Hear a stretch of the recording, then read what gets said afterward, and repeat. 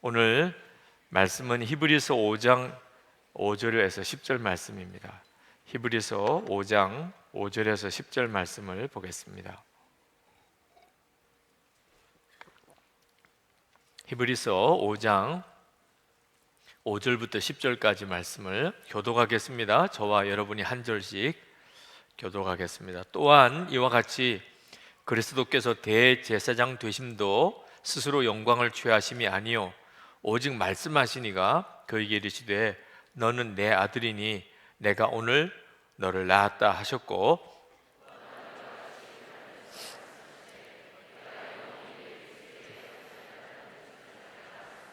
그는 육체에 계실 때에 자기를 죽음에서 능히 구원하실 이에게 심한 통곡과 눈물로 간구와 소원을 올렸고 그의 경건하심으로 말미암아 들으심을 얻었느니라. 온전하게 되셨은즉 자기에게 순종하는 모든 자에게 영원한 구원의 근원이 되시고,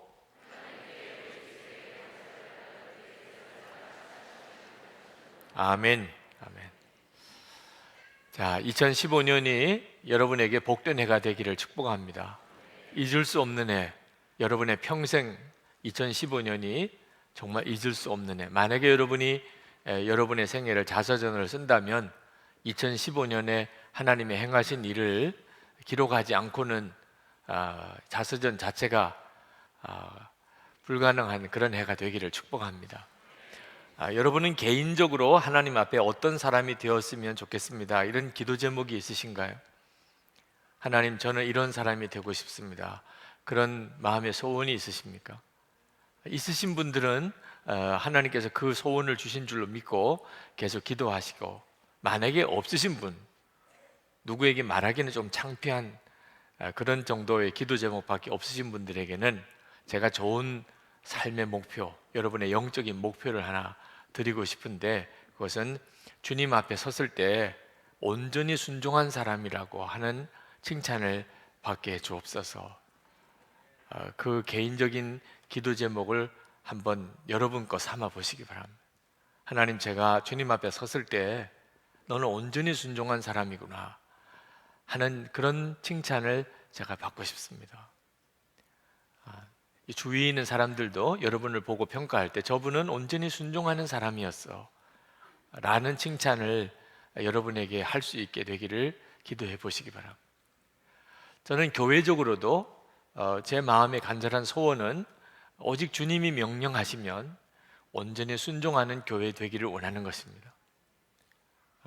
우리 교인이 한 10,000명이 넘는, 3만 명이 넘는, 10만 명이 되는 그런 목표는 하나님이 애초에 접어버리게 하셨어요. 우리 교회가 선교사님을 한 1,000명 보내는 그런 교회가 되게 해달라, 이런 소원도 다 접어버렸습니다. 그건 오직 주님의 계획에 의해서 하실 뿐입니다. 주님께서 그런 계획이 있으시면 그렇게 하실 것입니다. 우리가 할 일은 오직 순종하는 것밖에 없는 거죠. 우리가 그렇게 무언가를 돼야 되겠다고 목표를 세우는 것 자체가 때때로는 주의 주권 되심을 거스릴 때도 있습니다.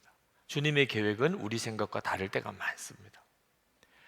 우리 교회는 꽤 규모가 큰 교회가 되었기 때문에 우리가 나가서 교회에 대해서 좀 자랑스럽게 이야기하기도 쉽지만 사실은 굉장히 위기 가운데 있는 교회입니다.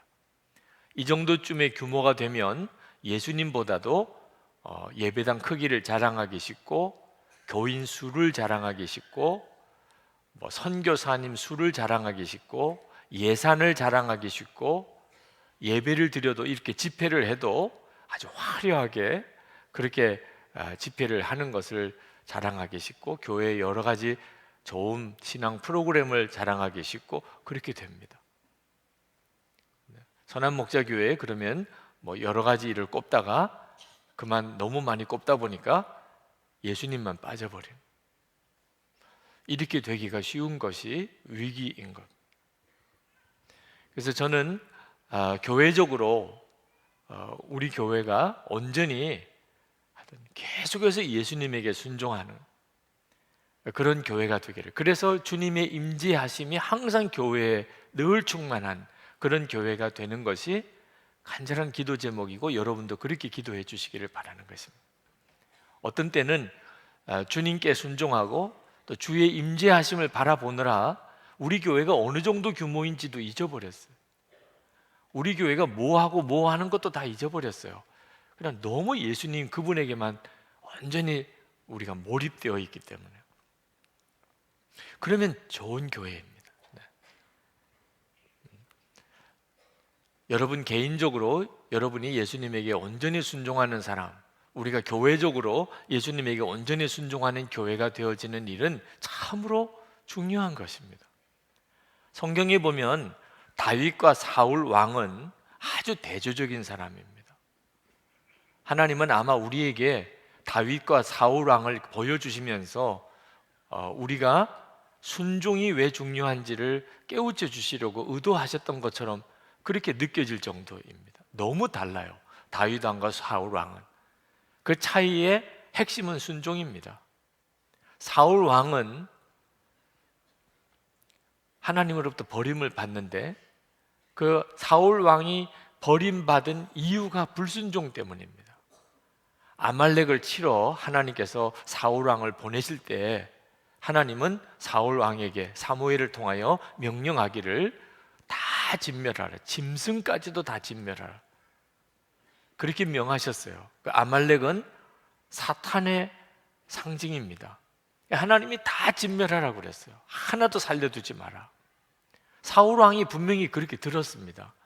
그런데 사울 왕은 그때 아말렉과 싸워서 대승을 거둡니다. 하나님이 그렇게 하셨으니까. 그런데 아각 왕을 죽이지 않고 끌고 옵니다.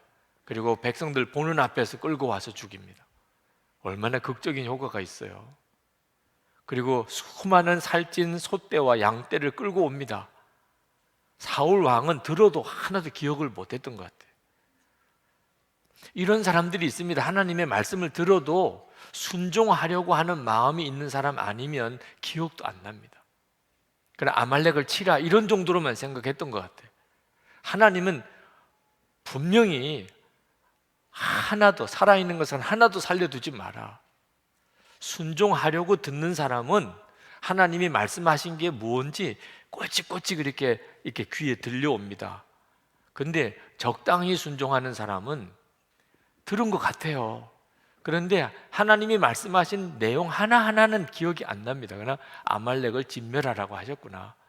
가서 아말렉을 진멸했지요. 근데 아각은 살려주고 짐승들은 끌고 옵니다. 하나님은 후회하셨다고 그랬어요. 사울 택한 걸 후회하셨다. 하나님이 보시니까 불순종하고 있거든. 사무엘은 밤새도록 기도했어. 밤새도록. 너무너무 마음이 두렵고 기가 막히고, 그래서 밤새도록 기도했어요. 사무엘이 사울 왕을 만나러 가는데 사울 왕은 좋아서 죽어요. 좋아서 죽어. 아각 왕도 붙잡아 오지요. 소떼, 양떼를 막 끌고 오지요. 아주 사울 왕은 좋아서 미칩니다. 그리고 사무엘을 만나서 자기가 하나님에게 하나님의 명령을 행하였나이다. 사무엘상 15장 13절에 내가 여호와의 명령을 행하였나이다. 그렇게 이야기를 하는 거예요. 그러니까 사울 왕은 애초에 하나님의 명령을 제대로 듣지도 못했던 겁니다. 자기가 지금 무슨 죄를 짓고 있는지도 모르는 거예요. 그래서 사무엘이 너무 안타까워서 잘못을 지적해 줍니다. 사무엘상 15장 14절에 내 귀에 들려오는 이 양의 소리와 내게 들리는 소의 소리는 어찌 됨이니까.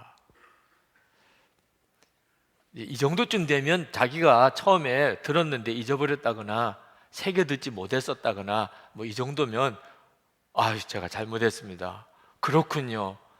제가 이것까지는 생각을 못했군요. 뭐 이렇게라도 나와야 될 거 아니겠어요? 근데 사울 왕은 20절에부터 나는 실로 여호와의 목소리를 청종하여 여호와께서 보내신 길로 가서 아말렉 왕 아각을 끌어왔고 아말렉 사람들을 진멸하였으나 다만 백성이 그 마땅히 멸할 것 중에서 가장 좋은 곳으로 길갈에서 당신의 하나님 여호와께 제사하려고 양과 소를 끌고 왔나이다. 분명히 하나님은 다 진멸하라고 그랬는데 아각 왕을 끌고 왔고 제사 드리려고 소떼 양떼를 끌고 왔나이다. 그러면서도 나는 실로 여호와의 목소리를 청종하였다고. 하나님께서 왜 사울 왕을 버리셨는지를 정확히 아셔야 돼요. 사울 왕이 아예 순종을 안 한 게 아닙니다. 철저히 순종해야 된다는 생각이 없었던 거예요, 사울 왕은. 그리고 뭐가 문제냐는 거예요. 제사 드렸는데 하나님께. 아각 왕은 백성들 앞에서 죽여버렸고 끌고 와서 죽였지. 그 자리에서 죽인 건 아니고. 소떼 양떼는 끌고 와서 하나님께 제사 드렸는데 그러면 잘한 거지. 좀 잘했다고 하는 이야기 좀 해주지. 아니 이렇게 무슨 큰 죄를 지은 것처럼 야단을 치십니까? 사울 왕은 도무지 이해할 수가 없었어요. 우리도 여러분 하나님을 믿는다고 하면서도 하나님의 말씀에 철저히 순종해야 된다는 의식이 없이 하나님을 믿을 수 있다는 겁니다. 오늘 하나님은 우리 가운데 이 문제에 대해서 아주 심각하게 말씀 앞에 서기를 원하십니다. 우리는 하나님께 내가 온전히 순종한 사람인가? 그 점에 대해서 돌아봐야 돼요. 나 그동안에 하느라고 했어요. 교회 봉사도 많이 했습니다. 나 헌금도 꽤 했어요. 재정부에서 찾아보시면 내가 헌금 얼마나 했는지 나올 겁니다. 우리 교회에서 그래도 나만큼 교회 헌신한 사람도 없을 거예요. 내가 그래도 교회 맡긴 일 이만큼 속장도 잘했고 지역장도 했고 내가 교회 목사요, 장로요, 권사요, 집사요. 다시 물어봐야 돼요. 사울 왕의 케이스에 보면은요, 사울도 하느라고 했어요. 전쟁에 나가가지고 실제로 그 옛날에 그 아각 왕, 아말렉의 아각 왕은 대단한 족속입니다. 한판 전쟁을 했던 겁니다. 생명을 걸은 거예요. 사울 왕도 할 만큼 한 거예요. 그런데 하나님은 사울 왕을 버립니다. 왜? 아각 왕 잡아온 것과 소떼 양떼를 끌고 와서 제사한 것 때문에. 철저하게 하나님의 말씀대로는 순종해야 된다는 의식이 없었던 것 때문에. 그러므로 오늘 우리는 지난 2014년까지 오늘 새해 들어서 이틀 지났죠. 오늘까지 나는 하나님께 온전히 순종한 자였나를 물어봐야 됩니다. 나는 하나님께 온전히 순종한 자였나? 오늘 여러분들이 이 저녁에 어떤 기대를 가지고 오셨을지는 모르겠어요. 하나님은 여러분에게 오늘 밤이 굉장히 중요한 밤이라고 말씀하고 계십니다. 그것은 여러분이 나는 온전히 순종했다고는 말할 수가 없어요. 어떻게 온전히 순종한 사람이 있겠어요? 저도 불순종한 게 있지요. 그렇다면 사울 왕이 버림받았던 그 상황을 여러분이 절대로 소홀히 생각하면 안 됩니다. 계속 사울 왕은 변명합니다. 잘못했습니다. 제가 하나님의 말씀을 어겼습니다. 이 말이 안 나와요. 계속 변명합니다. 제사 드리려고 했는 거예요. 제사 드리려고. 결국은 23절에 왕이 여호와의 말씀을 버렸으므로 여호와께서도 왕을 버려 왕이 되지 못하게 하셨나이다. 사울 왕이 불순종했다 하더라도 회개했다면 사무엘 선지자의 이야기를 듣고 하나님 저를 용서해 주십시오. 지금 대승을 거두고 돌아온 왕입니다. 그 아각을 끌고 왔고 소떼 양떼를 끌고 온 개선 장군이에요. 그런데 돌아와 보니까 하나님께 불순종한 게 있어요. 그때 이 사울 왕이 그 성전 분위기 온 군사들이 백성들이 환호하는 그런 모든 분위기 다 내려놓고 이건 아니야. 그리고는 하나님 앞에 무릎 꿇고 주여 저를 용서해 주십시오. 이랬다면 사울 왕이 버림받았을 리가 없습니다. 불순종했던 것을 큰 죄로 여기고 하나님께 기도했다면 그는 다시 살 기회가 있었을 거예요. 다윗도 그랬잖아요. 근데 사울 왕은 끝까지 그렇게 안 합니다. 결국은 하나님이 그를 버립니다. 그리고 악신이 사울 왕을 사로잡아 버립니다. 하나님이 떠나면 악신이 사로잡습니다. 사무엘상 16장 14절에 보면 여호와의 영이 사울에게서 떠나고 여호와께서 부리시는 악령이 그를 번뇌하게 한지라. 이게 무서운 겁니다. 여러분이 하나님에게 완전히 순종해야 된다는 것을 중요하게 여기지 않으면, 완전하게 순종해야 된다, 이걸 중요하게 여기지 않으면 하나님의 성령이 떠나실 수도 있다. 거역하는 영이 되는 거죠. 그 말은 악령이 사로잡는 겁니다. 그때부터 사울 왕은 미친 왕이 됩니다. 한 번은 제가 페이스북 칼럼에 갈 곳 없는 은혜라는 글을 썼습니다.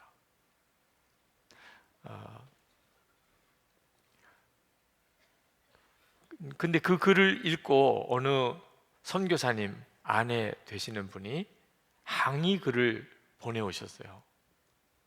그 선교사님이 굉장히 지금 어려운 처지에 빠져서 한국으로 다시 돌아오려고 하는데 어느 교회에서도 오라고 허락을 안 해주셨어요. 진짜 갈 곳 없는 처지가 되어 있는 겁니다. 그러면서 그 선교사님 아내가 쓰기를, 목사님은 갈 곳 없는 처지에 있어 보았습니까?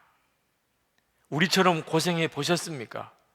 우리처럼 힘들어 보셨습니까? 이제부터는 목사님의 글을 읽지 않겠습니다. 갈 곳 없는 은혜라네. 제가 그 글을 읽고 그 선교사님 부부가 얼마나 어려운 처지에 있는지에 대해서 너무너무 절감하게, 진짜 갈 곳이 없어요. 그 먼 아프리카 오지에서 지금은 더 이상 거기서 선교사로서 일할 수 있는 모든 힘도 다 잃어버렸어요. 후원도 다 끊어졌어요. 이제 한국으로 돌아와야 되는데 돌아올 데도 없어요. 그러니 있을 수도 없고 올 수도 없고 그런 처지에 계세요. 근데 페이스북 컬럼에 갈 곳 없는 은혜라는 글을 읽고는 막 분노가 치밀어 오르세요. 제가 그 선교사님 아내 되시는 분에게 너무나 마음에, 심정적으로는 죄송한 마음이 있더라. 그러나 내 감정이 어떠하든지 간에 중요한 건 하나님의 말씀인가 아닌가. 제 페이스북 컬럼을 계속 읽든지 안 읽든지 그건 중요한 게 아닙니다. 이 글이 하나님의 말씀에 근거한 것인가 아닌가가 중요한 판단의 기준인 거예요. 내 마음에 든다, 아니다, 내게 위로가 된다, 아니면 오히려 내 마음을 더 아프게 한다, 그게 기준이 아닌 거죠. 이게 하나님의 말씀인가 하는 거예요.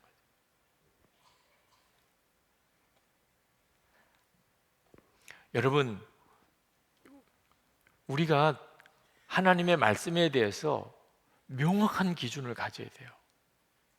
그게 순종인 것입니다. 때때로는 정말 힘들어요. 하나님의 말씀대로 하려면. 그래도 순종해야지. 그게 사는 길인 걸. 이런 자세를 가지셔야 됩니다. 다윗은 완전히 반대였어요. 한 번은 다윗이 굉장히 화가 나서 나발이라고 하는 사람을 죽이려고 가려고 했던 때가 있습니다. 나발로부터 모욕을 당한 거예요. 모욕을 당한.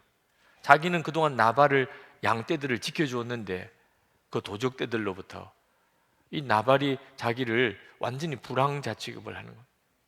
그래서 나발을 죽이려고 군사들을 데리고 가는데 그 나발의 아내 아비가일이 길가에서 막아섰습니다. 자, 이런 상황에 여러분 한번 상상해 보십시오. 이게 막아지는 일입니까?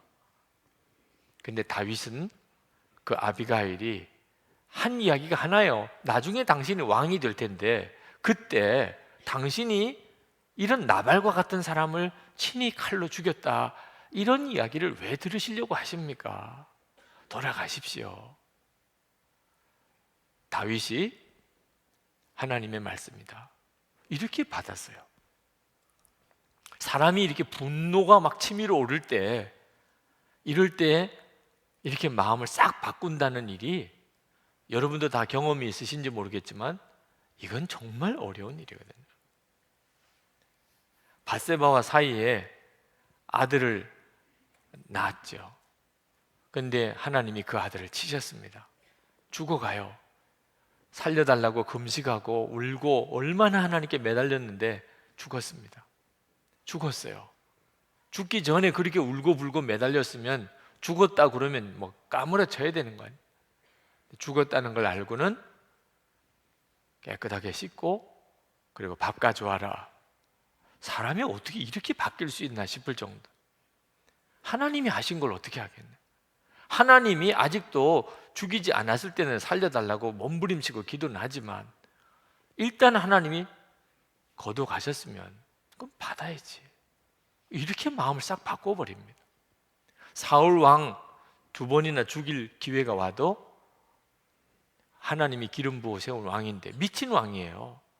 그래도 내 손으로 죽일 수는 없어. 그랬던 사람이에요. 아들 압살롬이 반역에 왔을 때 내가 어떻게 아들하고 싸우냐. 다 내 사랑하는 신하들인데. 그리고는 왕궁을 예루살렘 왕궁을 싹 내주고 그냥 피신 나와버립니다. 안 싸웁니다. 대제사장이 법궤를 가지고 따라옵니다.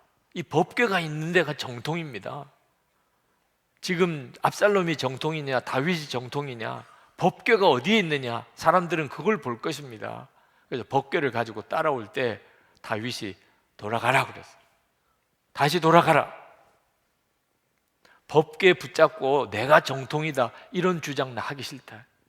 하나님이 만약에 나를 징계하셔서 내 왕위를 내 아들에게 주는 것이라면 내가 그것을 거역하겠냐.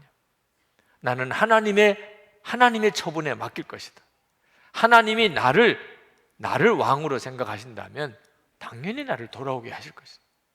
그래서 법궤를 예루살렘 성으로 돌려보냈어. 그러니까 다윗은요, 하여튼 자기에게 손해가 되고 때때로는 정말 죽는 그런 지경까지 가도 하나님에게 순종. 그게 다윗이었어요. 다윗도 큰 죄를 지은 적이 있잖아요. 아마 사울 왕보다 더 큰 죄를 지었죠. 그런데 하나님이 다윗을 쓰셨어요. 순종 때문입니다. 그러므로 사랑하는 성도 여러분, 2015년도 이제부터 남은 생에 내가 여러분 자신에게 내게 있어서 가장 중요한 게 뭔가? 순종이다. 분명히 하셔야 됩니다. 여러분, 적당하게 순종하는 거, 그럴 수밖에 없는 게요, 순종에는 대가 지불이 큽니다. 그런데 명심해야 되는 것은 순종의 대가 지불만 생각하는 겁니다. 순종의 대가 지불만. 불순종의 대가 지불은 훨씬 큽니다. 그걸 모르는 거예요. 순종하는 거 어렵다는 것만 생각하지, 불순종하고 나면 그보다도 훨씬 더 고통스러운 대가 지불이 온다는 것을 모르니까 성도들이 너무나 쉽게 불순종해 버리는 겁니다. 여호수아 때 가나안 땅을 정복하라고 하나님이 명령도 하시고 축복도 하셨어요. 무슨 힘으로 가나안 땅을 정복할 수 있었겠어요? 하나님이 함께 하셨으니까. 그런데 마지막에 몇 군데 이 블레셋 족속을 쫓아내지 못합니다. 이유는 아마 힘들었겠죠. 최후의 발악을 하고 그 가나안 족속 중에 제일 힘이 센 그 족속들만 그나마 남았지 않았겠어요? 그러니까 힘이 들었기도 했을 것 같고, 또 하나는 거의 다 차지했어요. 그러니 저 정도쯤 남겨두어도 이렇게 안일하게 생각했을 수도 있을 것 같아요. 그때 남겨진 가나안 땅에 남겨진 블레셋 족속들의 땅이 가드, 가사, 아스돗 이런 곳에 있는 블레셋 사람들입니다. 근데 나중에 그들로 인해 가지고 대가지불을 톡톡히 치릅니다. 아마 그걸 여호수아가 알았다면 무슨 일이 있어도 다 진멸했을 거예요. 여러분, 블레셋의 골리앗이라고 들어본 적이 있으시죠? 다윗이 물맷돌로 죽였던 골리앗. 근데 그 골리앗 때문에 사울 왕을 비롯해서 이스라엘 군대가 벌벌 떨었습니다. 한동안 엄청난 모욕을 당했습니다. 이 골리앗이 바로 가드 사람. 여러분, 삼손 아시죠? 삼손이 두 눈이 뽑히고 머리가 다 깎이고, 그래서 그 물맷돌을 돌리면서 비참하게 마지막에 하나님께 기도해서 그냥 기둥을 붙잡고 기둥이 무너져서 그 블레셋 사람이 다 함께 죽었던 사건 아시죠? 가사에서 일어난 거예요. 여러분, 여호와의 법궤를 이스라엘 백성들이 블레셋 사람들에게 빼앗긴 일 아시죠? 그때 그 빼앗긴 여호와의 법궤가 바로 아스돗에 있는 블레셋 신전에 들어갔습니다. 가사, 가드, 아스돗, 이게 그 뒤에 이스라엘 백성들이 말할 수 없는 어려움을 겪는 족속들이 다 됩니다. 불순종, 어쩔 수가 없는 것 때문에 하는 것처럼 보이지만 사실은 몰라서 그런 거예요. 너무 힘들어서 온전히 순종 못한 거 아니에요. 불순종이 얼마나 큰 대가를 지불하는지를 모르니까 그런 거예요. 여러분, 지금 여러분들의 삶 속에 불순종하고 있는 일, 하나님께서 명령하셨는데, 주님이 깨닫게 하셨는데, 주님이 말씀하셨는데, 이런저런 이유 때문에 순종하지 못하고 있는 일이 1년 뒤에, 3년 뒤에, 10년 뒤에, 또는 100년 뒤에, 200년 뒤에, 300년 뒤에 여러분 자신과 여러분의 후손들에게 얼마나 큰 대가를 지불하게 할지 안다면 아마 지금 무슨 일이 있어도 순종하실 거예요. 무슨 일이 있어도. 순종이 아무리 어려워도 불순종으로 인한 대가 지불보다는 훨씬 나으니까. 저는 오늘 그 말씀을 여러분에게 드리려고 그랬어요. 그래서 여러분, 2015년도에는 진짜 이제는 순종으로 삽시다. 정말 이제 순종으로 사는 삶을 결단하고 기도하고, 그리고 이제 2015년부터 순종합시다 이렇게 하려고 설교 준비를 했어요. 근데 어제 말씀을 붙들고 기도하는데 갑자기 그런 마음이 드는 겁니다. 그걸 누가 몰라? 순종하면 축복받고 불순종하면 하나님 앞에 버림받는다는 거, 그거 몰라서 오는 사람이 누가 있겠어? 여러분, 오늘 처음 들으셨어요? 그 말씀? 순종하면 하나님이 복을 주시고 불순종하면 하나님이 징계하시고 불순종의 대가가 너무나 크다, 그걸 오늘 처음 들으신 분 있으세요? 없으실 거예요. 순종이 안 되는데 문제가 있는 거지. 순종하지 맙시다. 오늘 여기서 손 들고, 목사님 의견이 있습니다, 우리 순종하지 맙시다, 좀 편안하게 삽시다, 이럴 사람 한 사람도 없다고 생각합니다. 다 순종하자는, 순종이 중요하다. 그런데 문제는 순종이 안 되는데 어떡하냐. 먹고 사는 것도 너무나 바쁘다 보니까, 또는 너무 힘들어서 순종은 해야 되겠는데 안 되는데 어떡하냐. 여러분, 학교에서 공부를 제대로 못하는 아이들 모아놓고서 공부하면 얼마나 앞길이 유익하고, 공부를 지금 안 하면 앞으로 얼마나 고생하는지를 설명할 필요가 있으세요? 그런 설명하는 자리에 아이들이 올까요? 아이들이 몰라서 공부를 안 하나요? 공부하면 얼마나 유익하고 공부 안 하면 어떤 대가를 지불해야 되는지를 모르니까 공부를 안 하는 거예요. 공부하기 싫은 걸 어떡하냐는, 공부하기 싫은 거. 공부를 해야 되는 건 알겠는데 공부하는 게 싫은데, 공부가 안 되는데 앉아 있기만 하지 공부가 안 되는데 어떡하냐는. 아이들이 가지고 있는 문제잖아요. 그러니까 계속 엄마가 공부하라, 아빠가 공부하라, 그래서 애들이 더 빗나가잖아요. 공부를 해야 되는 걸 몰랐던 아이니까 그 말을 듣고서 깨닫고, 아, 공부를 하는 게 중요한 거구나, 몰랐구나 내가. 이런 애들은 없단 말입니다. 공부를 하는 게 중요한 건 알아요. 근데 문제는 안 되는 거예요. 공부를 하게 만들어주면 차라리 답이 간단한 거예요. 하나님께 대한 순종도 마찬가지 문제를 가지고 있어요. 순종이 중요한 걸 알아요. 다윗과 사울이 갈라진 겁니다. 결국은 순종이에요. 그런데 지금까지 우리가 신앙생활을 해오면서, 살아오면서 우리가 가지고 있는 문제가 뭐지요? 순종이 안 되는 거예요. 순종해 보려고 애는 썼는데 결국은 불순종만 많아지는 거예요. 그러므로 오늘 이 시간에는 무슨 은혜가 있어야 되죠? 순종이 되는 기적이 일어나야 돼요. 순종이 되는 기적이 일어나야 되는 겁니다.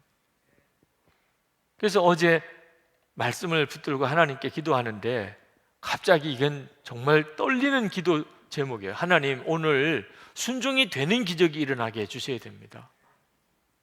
오늘도 계속 순종해야 된다, 순종의 축복, 불순종의 저주를 제가 설교하고 나면 아마 성도들은 다 영적으로 더 다운이 돼서 갈 거예요. 마치 공부 잘 안 되는 아이가 공부하라는 소리만 듣고 어떻게 마음의 상태가 되는지 여러분이 다 아시잖아요. 몰라서 안 하는 게 아닌데 안 돼서 안 되는 사람한테 계속 하라고만 하면 어떻게 되죠? 하나님, 순종이 되는 기적을 주셔야 되겠습니다. 근데 주님께서 그 약속을 생각나게 하셨어요. 주님은 정말 놀라웠게도 순종이 되는 기적을 약속하셨어요. 순종하라가 아니고 순종하게 될 것이다. 오늘 여러분들도 붙잡으셔야 될 말씀은요, 순종하라가 아니고 순종하게 될 것이다. 2015년도는 순종하게 될 것이라. 이제부터는 하나님의 말씀에 순종하는 삶을 살게 될 것이라. 이게 하나님의 약속이에요. 에스겔서 36장 26절, 에스겔서 36장 26절 27절에 보면 또 새 영을 너희 속에 두고 새 마음을 너희에게 주되 너희 육신에서 굳은 마음을 제거하고 부드러운 마음을 줄 것이며, 우리 보고 하라는 게 아니고 새 영을 너희에게 줄 텐데, 그러면 너희 안에 마음이 확 뒤바뀌어 놓아요. 굳은 마음, 이게 불순종의 마음. 그런데 부드러운 마음으로 바꿔줄 거라는 거예요. 내 영을 너희 속에 두어 너희로 내 율례를 행하게 하리니. 하나님의 영이 우리 속에서 우리로 하여금 하나님의 율례를 행하게 하리니 너희가 내 규례를 지켜 행할지라. 우리 속이 뒤집어 바뀌어가지고 하나님의 말씀대로 살게 해주겠다는 거예요. 그러면 이제 우리가 하나님의 말씀대로 살게 될 거라는 거예요. 이게 믿어지지 않는 약속, 진짜 믿어지지 않는 약속이 있는 거예요. 오늘 이 말씀이 여러분 가운데 그대로 성령의 감동하신 가운데 믿어지고, 또 오늘 여러분이 이 말씀으로 완전히 뒤바꿔지는 역사가 있기를 축복합니다. 제가 이렇게 말씀드릴 수 있는 것은 이건 주께서 하실 일이니까. 제가 하라 그러면 전 못하지요. 근데 주께서 그렇게 하시겠다고 하셨으니까. 여러분, 순종은요 정말 성령께서 하시는 일이에요. 이제는 정확히 아셔야 됩니다. 순종, 하나님이 나에게 순종하라고 말씀하셨어요. 그러면 순종하는 것은 전적으로 성령께서 하게 해주시는 거예요. 여러분이 이 사실을 정확히 알아야 비로소 이제부터 순종의 삶을 살게 되고, 그 기쁨이 말할 수가 없어요. 순종이 된다, 순종이 된다. 우리 교회 1년 내내 순종이 된다, 순종했어요. 내가 순종했다니까. 너도 나도, 그죠? 속회로 모이면 속회에서 영성 일기 속에 계속해서 순종이 되더라, 순종을 했어요, 제가 이렇게 순종했다니까요. 이런 일들이 교회 안에 막 일어나게 되는 일이 하나님이 우리에게 주시는 놀라운 약속입니다. 여러분, 성령의 열매 아시죠? 갈라디아서 5장에 나오는 성령의 열매가 뭡니까? 성령께서 맺으시는 거라는. 성령의 열매가 9가지 있잖아요. 사랑, 희락, 화평, 오래 참음, 자비, 양선, 온유, 충성, 절제. 이 9가지가 다 성령의 열매라는 겁니다. 성령의 열매라는 말이 뭐죠? 성령께서 맺어주시는 거예요. 내가 사랑하려고, 기뻐하려고, 내가 화평하려고 아니고 성령께서 그렇게 해주신다는 거예요. 그러므로 여러분 중에 성질이 좀 별난 사람, 그런 말 자주 듣는 사람, 희망을 가지시기 바랍니다. 네. 여러분의 성질을 바꿔주세요. 성령님께서. 이 9가지 열매가 맺어진 사람은 이건 정말 너무나 놀랍잖아요. 그러니까 지금까지 여러분이 한 성질을 한다고 생각하셨던 분들은 오늘 희망을 가지세요. 성령께서 완전히 바꿔주신다니까. 이게 성령의 약속이에요. 놀라운 복음이에요. 우리가 할 일이 뭐지요? 그러면 우리는 어떻게 하면 이렇게 되는 거예요? 순종이 되어지는 역사는 어떻게 일어나는 거죠? 오늘 성경 본문에 예수님께서 하나님에게 죽기까지 순종하셨던 말씀을 하고 있습니다. 히브리서 5장 7절, 그는 육체에 계실 때에 자기를 죽음에서 능히 구원하실 이에게 심한 통곡과 눈물로 간구와 소원을 올렸고 그의 경건하심으로 말미암아 들으심을 얻었느니라. 그가 아들이면서도 받으신 고난으로 순종함을 배워서 온전하게 되셨은즉. 먼저는 예수님께서 하나님 아버지께 온전히 순종하셨다. 십자가 지실 때 죽기까지 순종하셨다. 순종을 배우셨다. 그래서 온전하게 되셨다고 말씀을 하고 있습니다. 예수님은 어떤 분이죠? 죽기까지 순종하신 분이에요. 그런데 그 다음 절이 아주 중요합니다. 자기에게 순종하는 모든 자에게 영원한 구원의 근원이 되시고. 예수 믿는 사람은 어떤 사람을 말하는 거죠? 예수님에게 순종하는 사람입니다.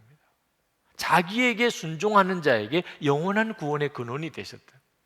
예수님도 하나님에게 순종하셨고, 그리고 예수 믿는 사람은 예수님에게 순종하고, 이렇게 되어서 구원의 역사가 일어나는 거예요. 그러므로 여러분, 순종은요 구원과 직결되는 일입니다. 여러분이 순종하는 자이면 여러분은 구원받은 사람, 여러분이 순종하지 못하고 있으면 여러분의 구원은 아직까지 온전치 못합니다. 그런데 우리가 더 주목해야 될 말씀은 주님께 순종한다고 쓴 거예요. 오늘 구절에 주님께 순종한 자예요. 그러므로 우리의 모든 순종은요 다 주님께 순종하는 것입니다. 다시 말하면 우리는 순종할 때 반드시 주님을 바라봐야 된다는 거예요. 그때 주님이 우리로 순종하게 만들어 주세요. 우리의 순종은 전적으로 주님께 하는 겁니다. 예를 들면 용서하고 사랑하라. 주님이 여러분에게 어떤 사람을 용서하고 사랑하라고 말씀하실 때 순종해야 되잖아요. 근데 여러분의 힘으로는 못하는 일이에요. 우리가 어떻게 원수를 용서하고 사랑할 수 있습니까? 근데 말씀하시기를 용서하고 사랑하라는 것은 그 사람을 용서하고 사랑하라는 게 아니고 주님께 순종하는 거예요. 주님께 순종하려면 주님이 바라보아줘야 되잖아요. 주님이 내 앞에 계신 분으로 내가 분명히 믿어져야 되잖아요. 그래야 주님께 순종하죠. 막연한 주님께 무슨 순종이 있습니까? 그러므로 사랑하라, 그 주님을 바라보라는 것. 전도하라, 그 역시 주님을 바라보는 것. 충성하라, 역시 주님을 바라보는 것입니다. 그러면 주님이 사랑하게 하시고 전도하게 하시고 충성하게 하시고 우리는 오직 주님께만 순종하는 겁니다. 그러면 주님이 우리가 해야 될 모든 일을 하게 하시는 거예요. 주님과의 관계가 열쇠예요. 여러분이 순종하고 못하고는 전적으로 주님과의 관계에 달려있는 겁니다. 순회선교단 그 선교사님들 보면 참 대단합니다. 어느 해인가 깜짝 놀랐어요. 김영희 선교사님과 만나서 이야기를 하는데 순회선교단의 모든 사역을 대대적으로 다 바꿨다는 겁니다. 무슨 기준으로 바꾸셨나요? 자기 전공하고 아무 상관이 없는 일을 하도록 다 바꿨다는 겁니다. 아니, 왜 그렇게 하셨나요? 이왕이면 자기 전공을 살려서 일을 하는 게 훨씬 일을 잘할 거 아니겠어요? 그런데 그 해는 전공하고 완전히 다른 일들만 다 맡겼다는 거예요. 예를 들면 컴퓨터 정말 못하는 사람한테 컴퓨터 사역을 맡기고. 왜 그렇게 하셨나요? 주님이 하셨다는 것을 우리가 확인하기 위해. 사람이 능력이 있고 재주가 있고 은사가 있고 뭐 이래서 그 일을 잘하는 게 아니고 이건 주님이 하셨어. 그래서 아무 은사도 없고 전공도 아니고 그런 일들로 다 바꿔놨다는 겁니다. 야, 참 이렇게까지도 할 수 있구나. 근데 지난번 울산에 집회 갔다가 진짜 경험했어요.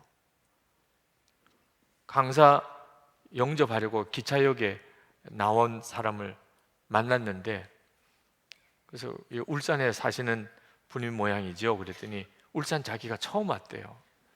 근데 어떻게 울산에 강사를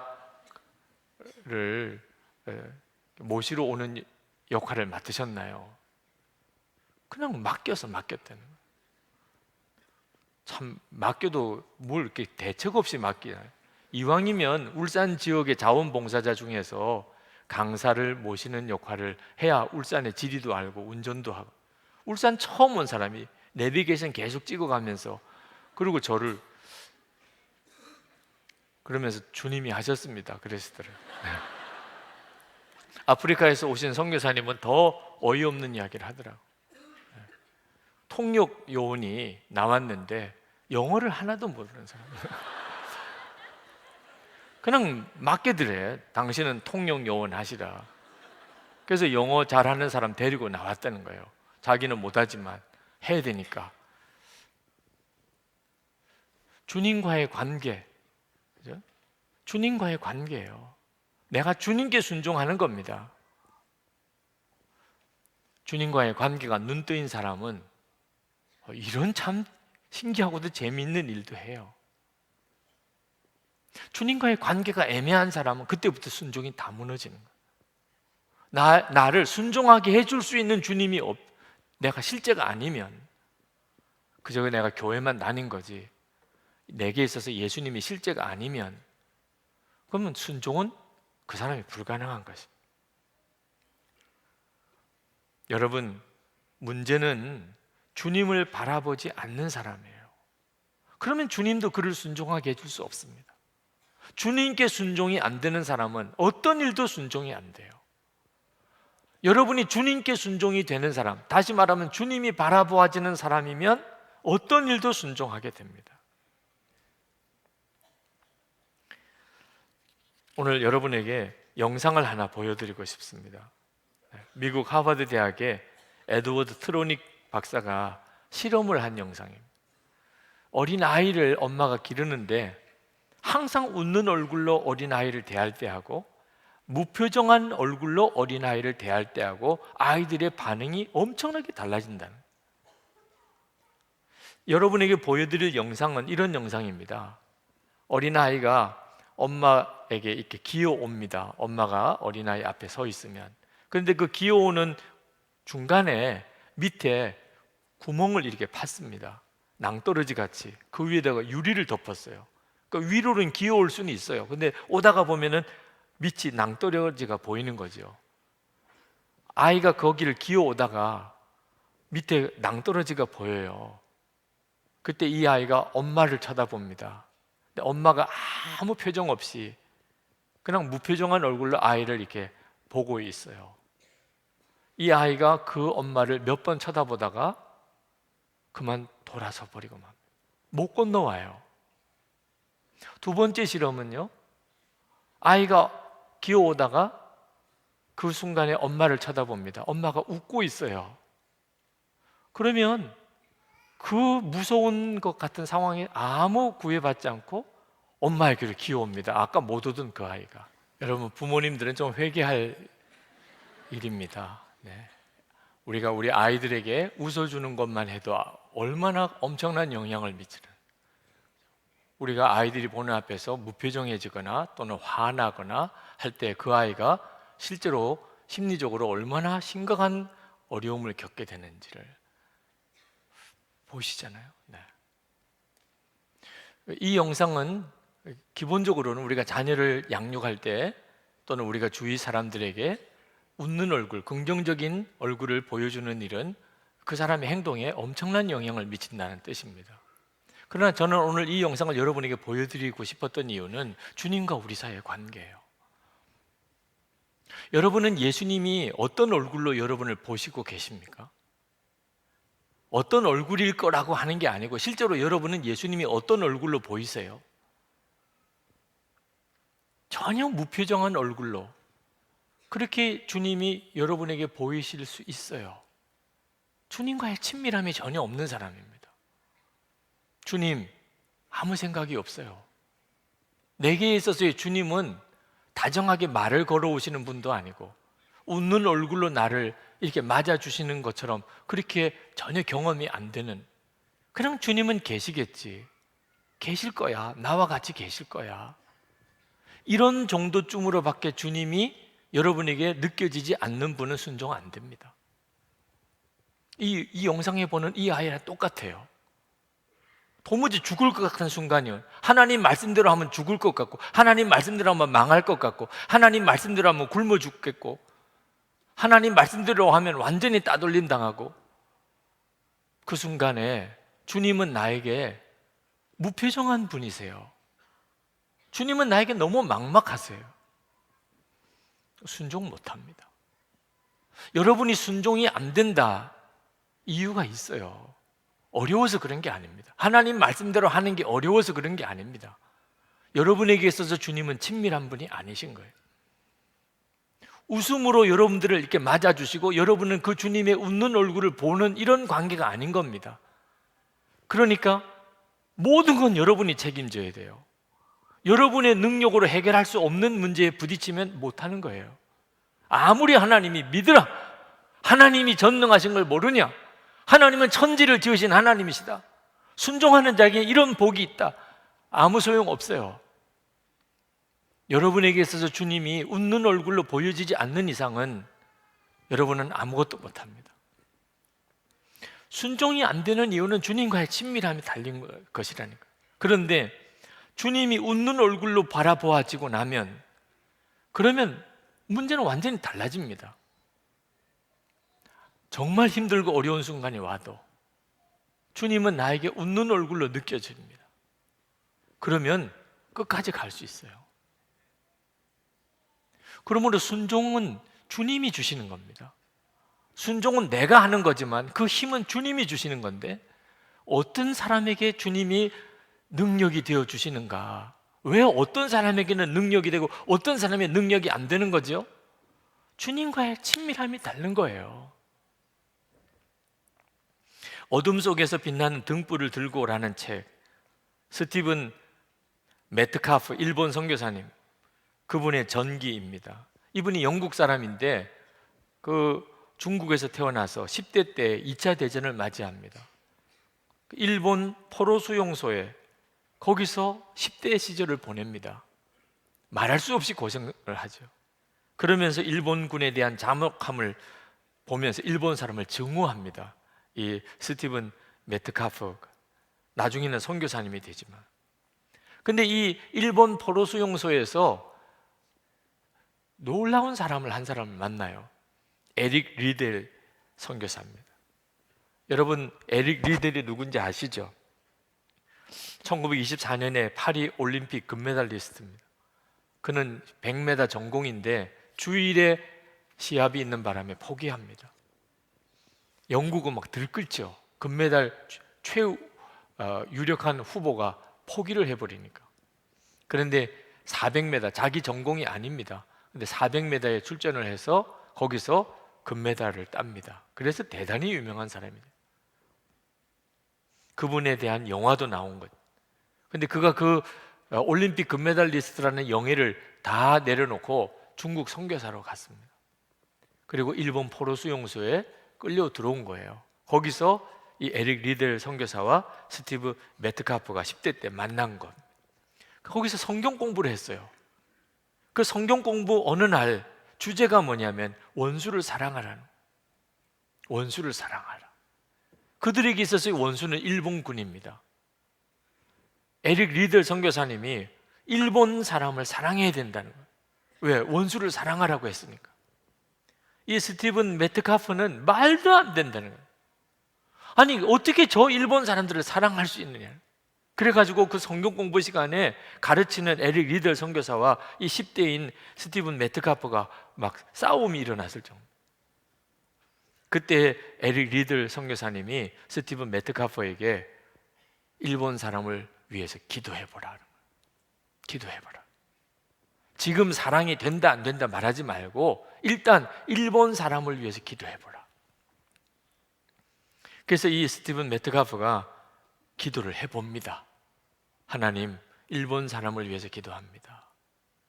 근데 그 일본 사람을 위해서 기도하다가 그 전쟁이 끝나고 일본 선교사로 가서 일생을 헌신해요. 그리고 쓴 책입니다. 어둠 속에서 빛나는 등불을 들고. 여러분, 순종은요 주님이 하게 해주시는 거예요. 우리가 할 수 있는 일은 주님을 바라보는 것입니다. 주님께 순종하는 거예요. 우리는 모든 순종은 다 주님께 순종하는 겁니다. 다시 말하면 어떤 순종하기 힘든 말씀을 받았으면 주님을 바라보라는 거예요. 그러면 주님이 그 말씀대로 할 힘을 주시는 거예요. 순종은 주님이 하게 해주시는 거니까. 우리 민족은요 하도 갈라지기 잘하는 민족으로 유명합니다.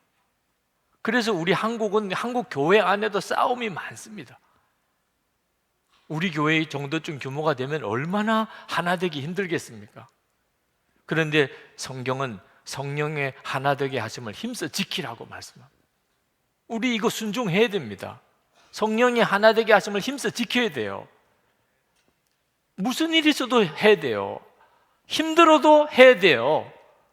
더 이상 못하겠다 이러면 그때부터 불순종의 대가는 말할 수 없이 큽니다. 순종도 힘들지만 어떻게 이걸 가능하게 할 수 있죠? 기도하라는 말씀에 순종하면 됩니다. 여러분이 하나 될 수 없는 어떤 사람이 있다면 그 사람을 위해 기도하는 거예요. 주님을 바라보고 그 사람을 위해서 기도하면 주님이 하나 되게 만들어 주셔야 하나 되는 거죠. 순종은 주님의 능력으로 되는 겁니다. 우리가 할 수 있는 일은 계속 주님을 바라보는 거예요. 그러면 여러분이 그 다음에 간증이 나오게 됩니다. 내가 순종했던. 그건 사실은 주님이 하게 하신 거죠. 유명한 작가 펄벅은 그가 고백했어요. 스스로가 책 속에서 못된 성격이라고. 자기는 자기 집안이 다 못된 성격이에요. 어떤 성격이냐? 게으른 거는 못 보는 성격이에요. 게으른 거. 동작이 느린 것도 못 봐요. 그 집안에서는 동작 느린 게 죄예요. 부지런하고 빨리빨리 해야 되고 뭐든지 책임감이 강하고 절대로 남의 도움 받으려고 하면 안 되고. 그게 펄벅 여사의 집안입니다. 그런데 이 펄벅의 성격이 바뀝니다. 딸 때문이에요. 하나님이 나에게 정신지체인 딸을 주었어요. 정신지체인 딸이 태어났습니다. 그리고 그 딸을 평생 길러요. 이 정신지체인 딸은 평생 남의 도움을 받아야 되는 형편입니다. 그 딸을 품고 그 딸을 위해 기도하고 그 딸을 사랑하고 그러면서 굶뜬 사람을 이해하게 됩니다. 아, 사람이 꼭 나빠서 굶뜬 게 아니구나. 똑똑하지 못한 사람, 그런 사람도 귀한 사람이구나.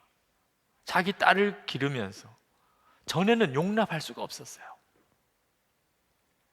하나님이 펄벅을 완전히 바꾸셨어요.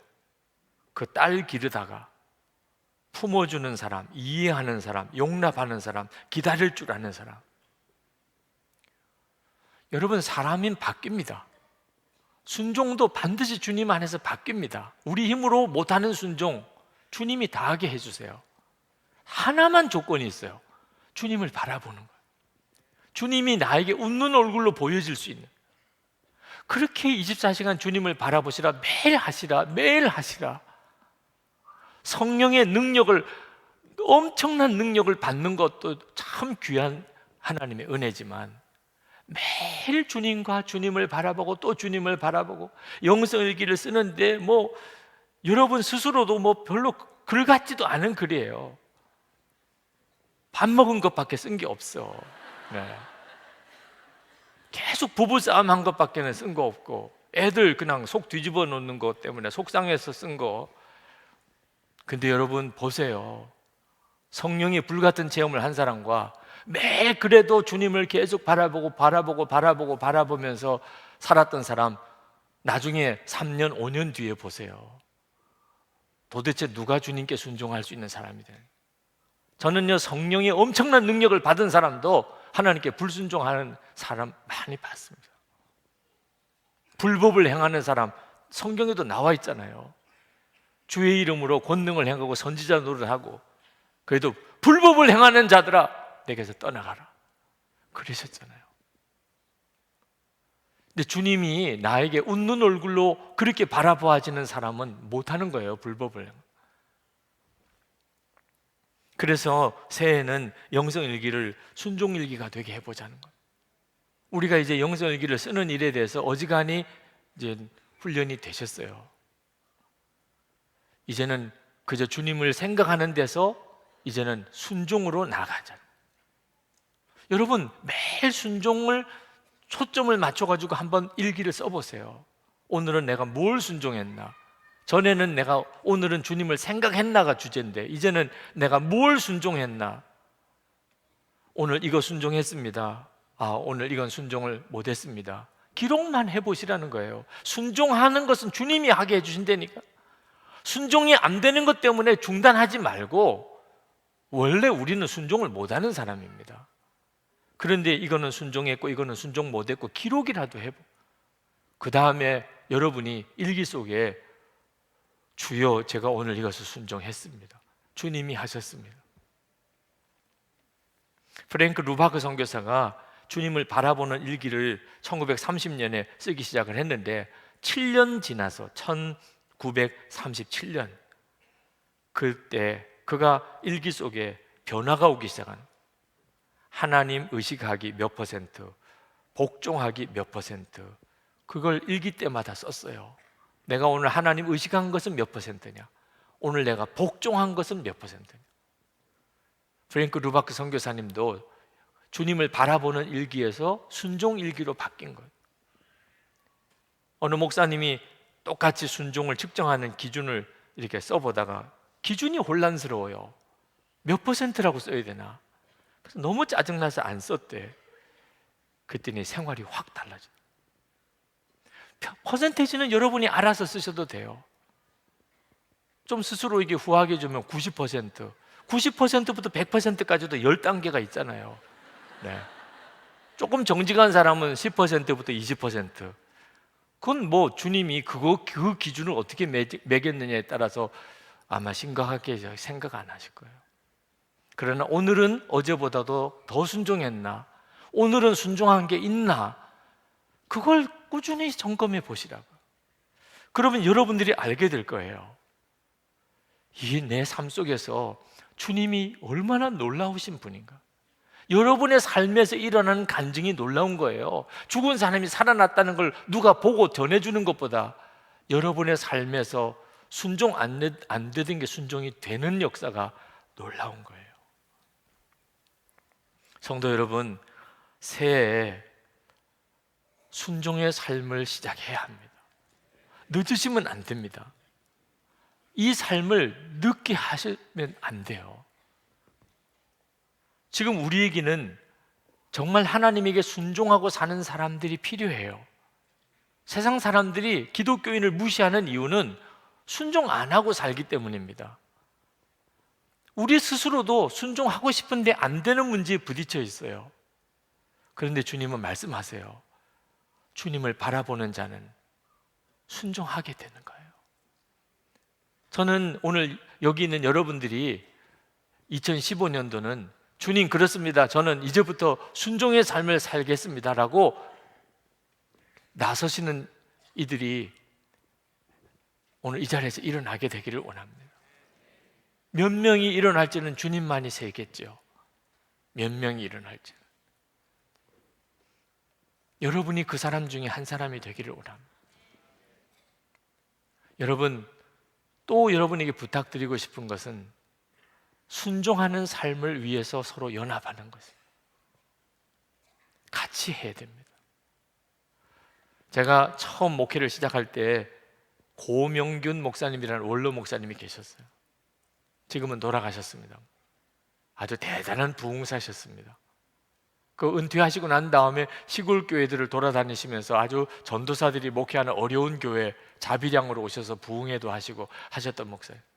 그 고명근 목사님이 하신 이야기 중에 기억나는 게 하나 있습니다. 그분이 6.25 전쟁이 터졌을 때 도남동 교회를 담임하고 계셨어요. 피난을 가야 되겠는데 한강 다리가 폭파되고 꼼짝없이 그냥 오도 가도 못하게 됐습니다. 교회로 돌아오셨는데 교인들은 피난 갈 사람 다 피난 가고 열 몇 명만 남았습니다.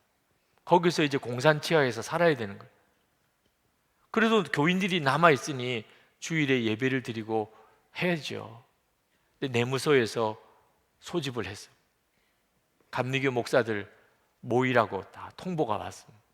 갔어요. 내무소에 갔더니 그 공산당 중에 꽤 지체가 있는 지위가 있는 사람이 우리 공화국은 목사들을 다 우대한다.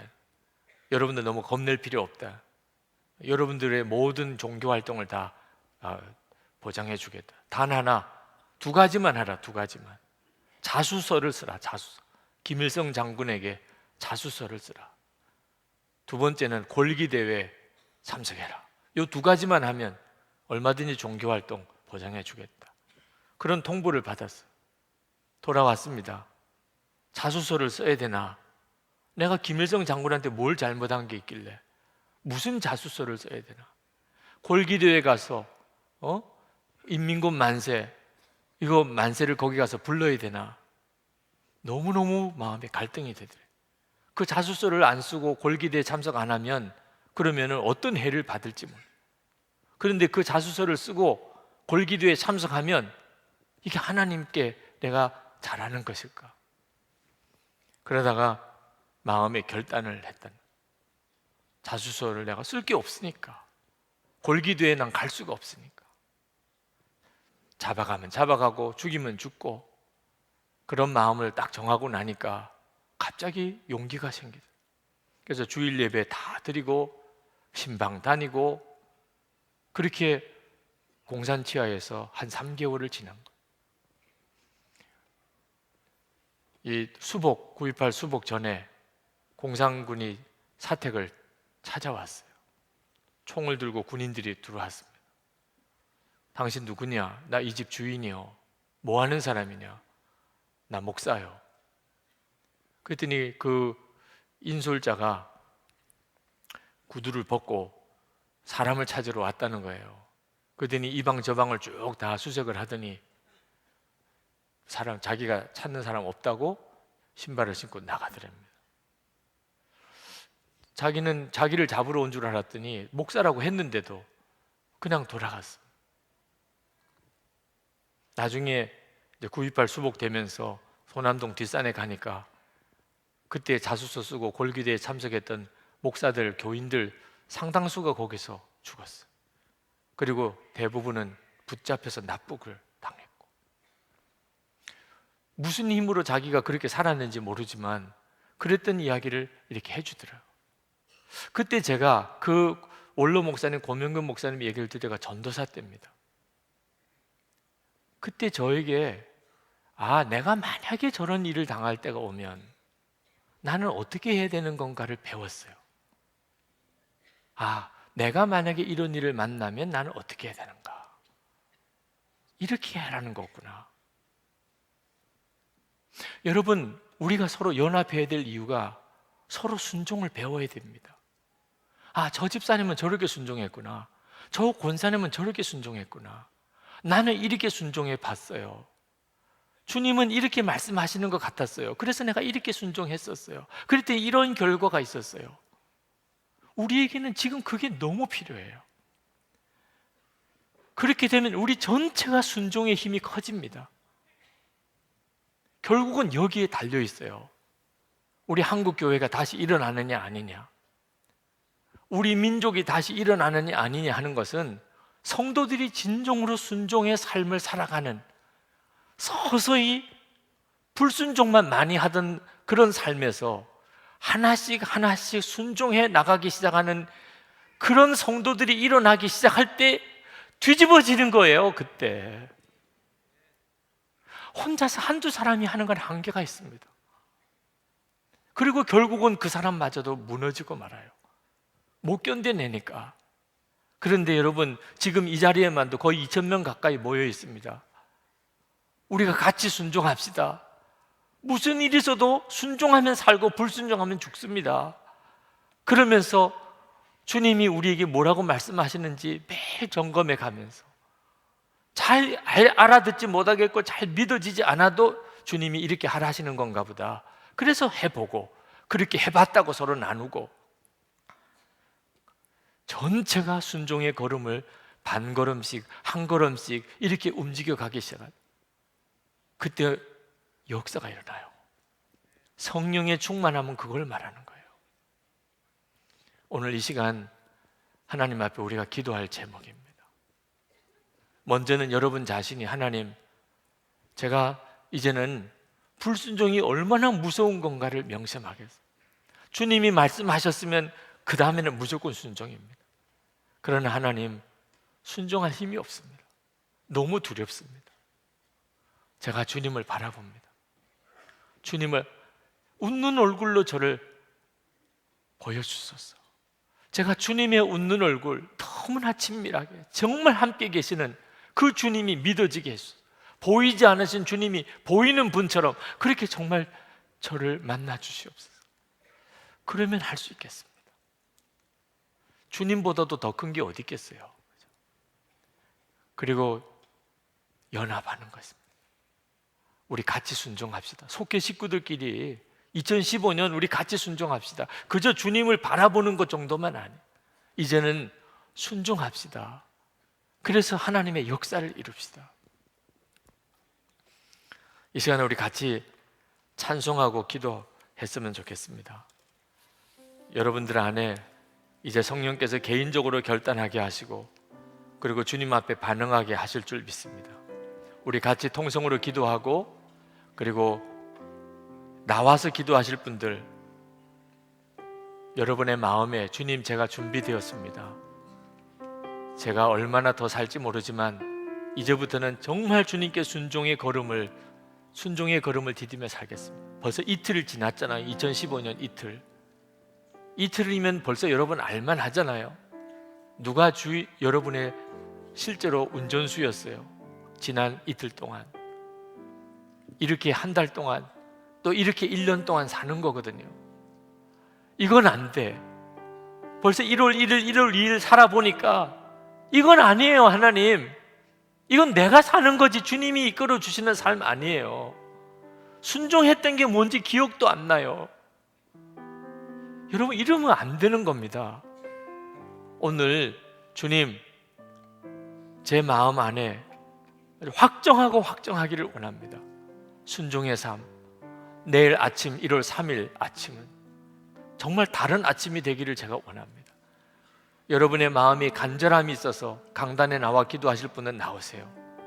그리고 기도를 받고 싶으신 분, 정말 여러분 스스로가 주체를 못하겠어요. 그러나 하나님의 능력으로 역사해 주시면 제가 제 마음을 분명히 정할 수 있겠습니다. 의심, 두려움, 염려, 주님, 제가 오늘 해결받기 원합니다 하시는 분들은 나오셔서 앞자리에서 기도 받으시기를 원합니다. 우리 주님 말씀하시면 내가 나아가리다 찬양하십시다. 주님 말씀하시면